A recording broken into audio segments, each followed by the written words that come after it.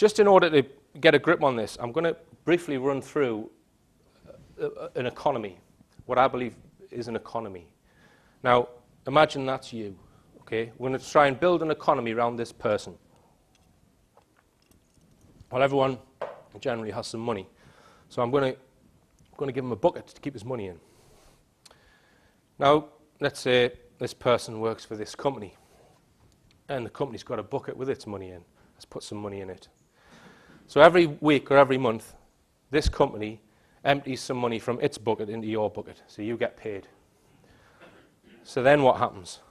Well, you probably spend some of that money on things that you need to live.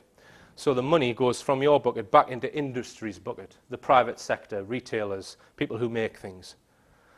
But of course, we've got governments, local authority and central government. And probably, I would estimate, around about half of everyone's money who pays taxes ends up back in the government's coffers.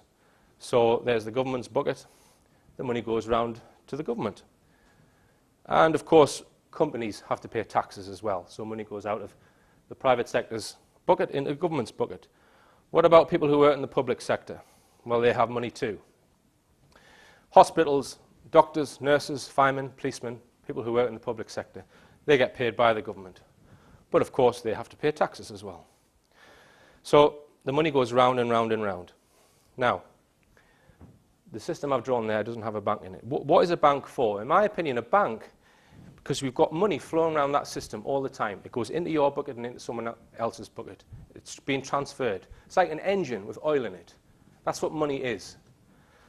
Now, a bank, in my opinion, should be, if there's a blockage, if there's some money, if money dries up in one part of that system, you would need to feed money in where there's a shortage. It's like a reservoir, which its level changes. That's, in my mind, that's what the function of a bank is. So money comes out of the bank and it goes into private industry and it goes into individuals who want to have loans to buy houses or to buy cars. But of course we know that eventually that money has to be paid back. Now, who's creating the wealth in this system? Is it the bank?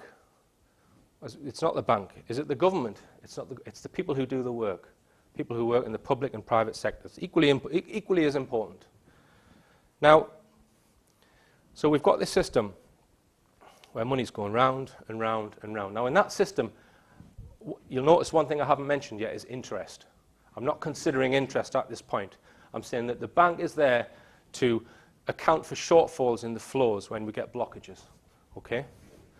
Now, just consider for one moment, we've got that system, it's working nicely.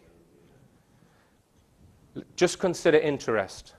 So the bank then starts charging interest. So every piece of money that flows out, it wants extra money back in addition to the amount that it loaned out. Now, there's a word for this. It's called usury. And usury is actually illegal in some religions.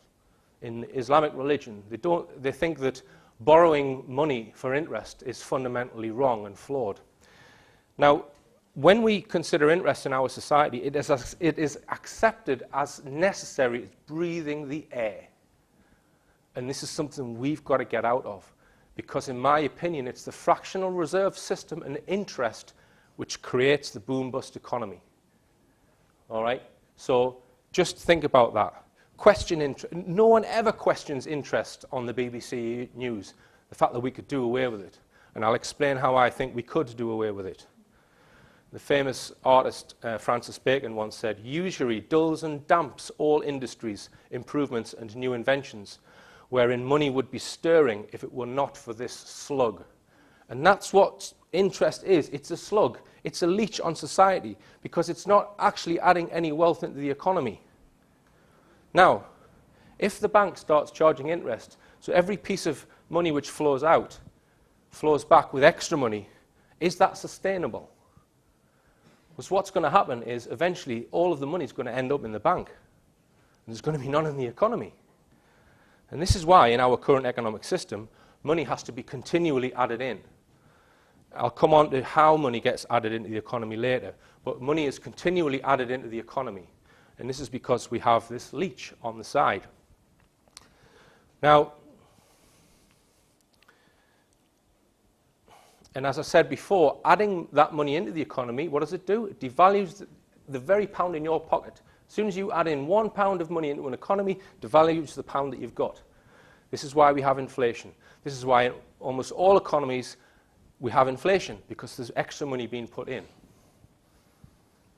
Now, if the banks didn't charge interest, you could easily control inflation. So just hypothetically, we've done away with interest. A government can either add in or take money out of the economy quite easily. How it can add money, it can just print it and use that money to pay its public sector. It can take money out of the economy by taxing more. So the government can control how much money is in that economy. And by doing that, could control inflation easily, keep inflation at zero. And you wouldn't need to put your money in the bank, because you wouldn't have. The reason why people put the money in the bank is because it gets devalued because of inflation, and they need to earn interest. You wouldn't need to put your money in a bank. How can we have banks without interest? It's very simple. All you do is move the system of banking into the public sector, because that's what banks are. They're providing a public service. So banks basically become nationalized. And I'm not talking about being a communist or even a socialist, because this is still a free market economy where the engine is the private sector creating wealth. You just get rid of all of these bankers who are incredibly rich, and you make the public sector basically administer all loans. Now,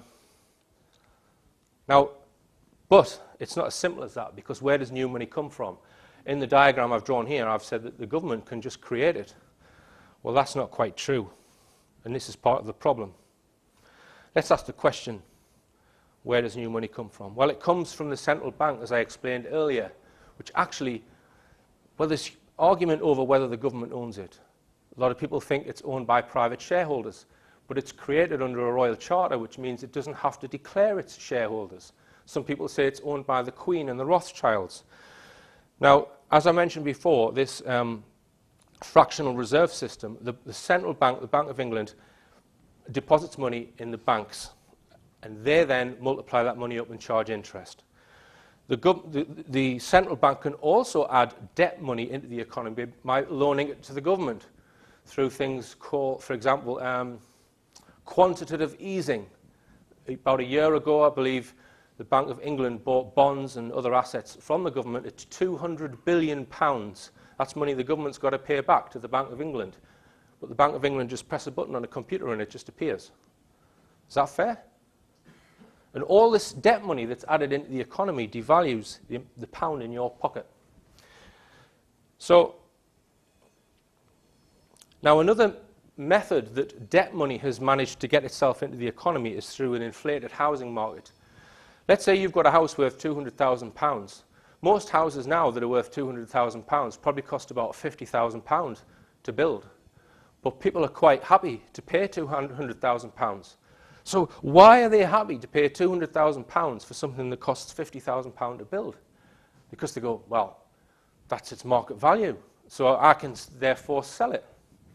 Okay, but what this has done, this mindset, it's allowed the central bank to feed more debt money to the banks through the fractional reserve system. So what happens? They do this on credit cards as well. We can show this in our model. The green indicates money going round and round the system, which isn't debt money. Over time, 10, 20 years, more and more of the economy's money is actually debt money.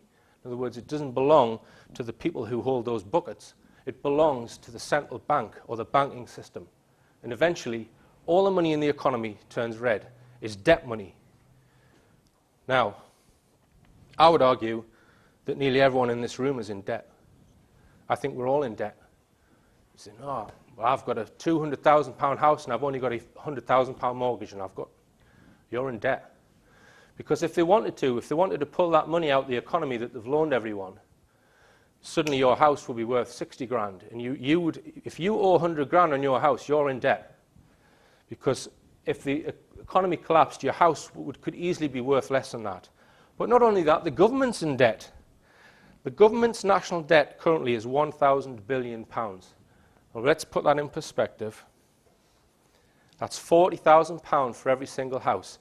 And where's the government getting that from? You. So your house is in debt for 40 grand, plus you're probably in debt if you've got a house. This is why I'm saying we're all in debt, even though you don't think you are. And the interest that the government pay per household is £1,750 per year. And that's totally unnecessary. It's basically enslaving you. And it's unnecessary. It doesn't need to be that way. And remember, he who borrows sells his freedom. So if you're in that situation, if you're part of that situation, you're selling your freedom. Just try and illustrate it. Imagine there's a desert island and we all go there. We set up our little economy. We build a little money-making press. Some people work and build the houses. Some people doctors and nurses, and we've got a bank. It's not charging interest. Great. But one day, the guy who's operating the money printing press, he says, oh, there's another island nearby. I'm going to go and live on that. Sure, no problem. Print your money over there. Just send the money across to us on a boat every month. And then he says, oh, I don't want you to pay me £15,000 a year salary. What I want you to do is, I want you to pay me 5% continually on every note that I send you. All right then. So he sends £100 and he gets £5 a year on that. Then he sends another, and the economy grows and grows and grows. Eventually, this man owns more money than the entire island put together. He says, oh, will you come and build me a palace on my island? Can you, I want a Ferrari, I want this. He's the richest man, and he does no work. That's our current system.